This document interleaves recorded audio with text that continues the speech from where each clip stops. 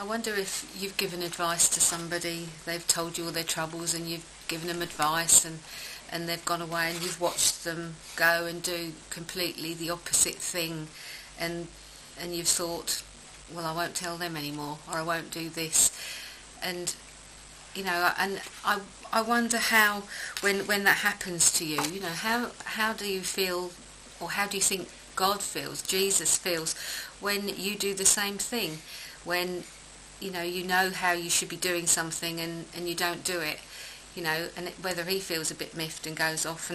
and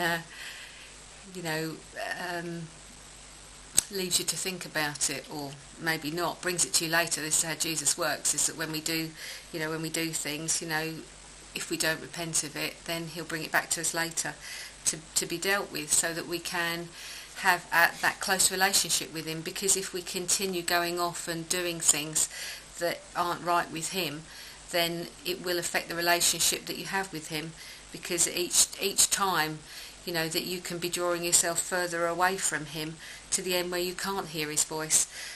So if you know Jesus, you know that you can come to him and repent of the things that you've done and put yourself back in that right relationship. If you don't know Jesus in the first place, then you have no idea of his glory and his power and exactly what he is, and only really through seeking his face. And then, I know when I first came to him, that his actual glory, and I felt so dirty and miserable, and I repented until I felt